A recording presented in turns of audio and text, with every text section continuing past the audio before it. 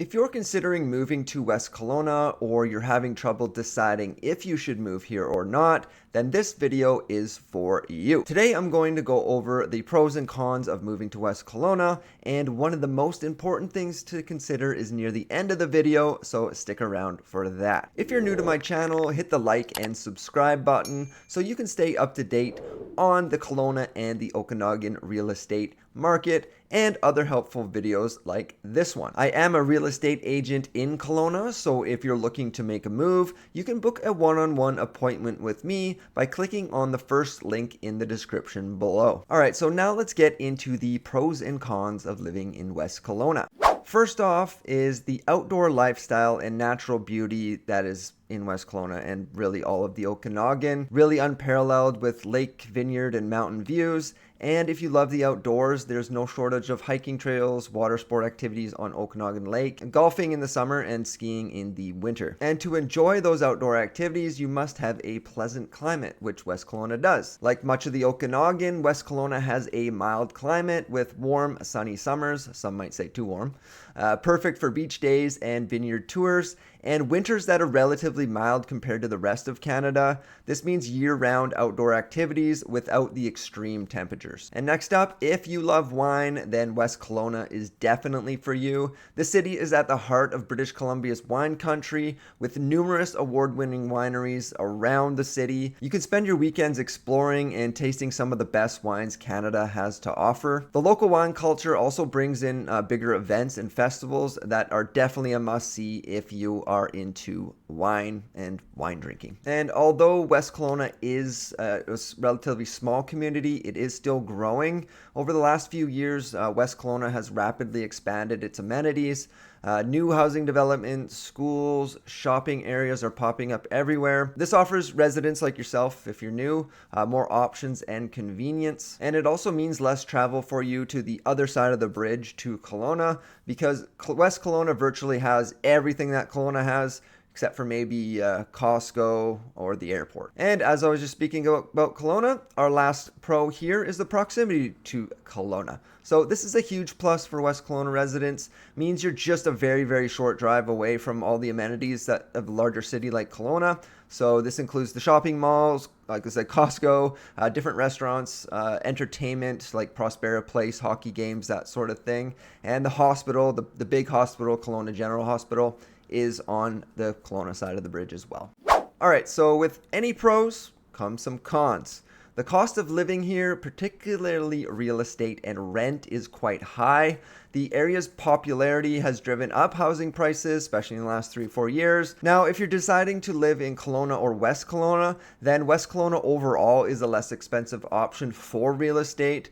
But overall, compared to other parts of Canada, real estate in West Kelowna is still considered quite high. And on top of the cost of living, we have a limited job market here. For those in certain industries, the job market in West Kelowna might be limited. Many residents find themselves commuting to Kelowna for work, which really isn't that far, but I'll talk about the bridge here in a minute. Something to consider if you're looking for employment opportunities. The major opportunities for job in our area here in the Okanagan, West Kelowna, is healthcare, construction, agriculture, and tourism. So if you are considering taking a job here, make sure you budget out what it's actually going to cost you, because again, a rent and overall cost of living is quite high. And next up, if you are moving here from a bigger city, this might not affect you, but we do get a lot of tourist traffic or traffic overall through the city. Being a tourist hotspot, especially in the summertime, West Kelowna can get quite crowded. The influx of visitors can lead to increased traffic and busy public spaces, which might be a downside if you're seeking a quieter lifestyle, or if you're coming from a smaller city and you're just not used to it. It'll just have to be something you get used to if you do want to consider moving here. And one of the, or if not the major reason why people don't move to West Kelowna, or literally really the Okanagan in general,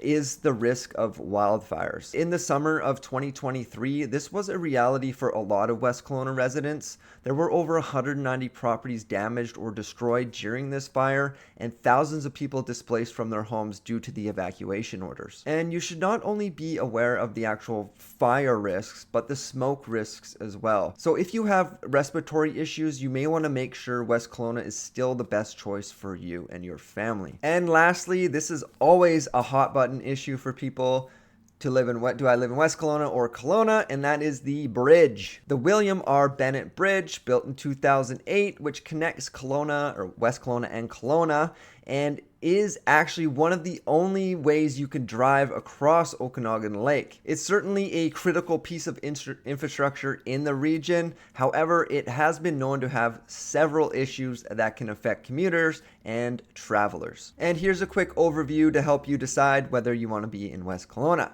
So number one, traffic congestion. So the bridge is often a bottleneck for traffic, especially during peak hours, mornings and evening rush hour. That seems to be when it's the worst, or in the summertime when it's just busy overall with tourists. Number two, the limited capacity. The bridge has limited lanes, like all bridges, which restricts its capacity to handle the increasing volume of traffic as the population continues to grow here. So in my opinion, they didn't build it big enough.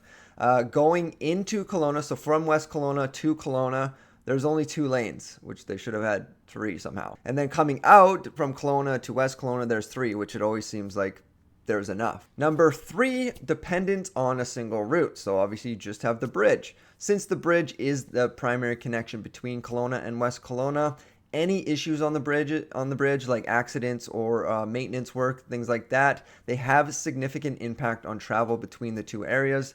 So if you're running late, you're definitely going to be late. And number 4, impact on emergency services. Traffic congestion on the bridge can potentially delay emergency services, which is a concern for residents and authorities alike. Number 5, weather-related challenges. So during the winter especially, the bridge can become more challenging to navigate due to icy conditions, adding to travel time and potential safety risks. So just drive safe, everyone.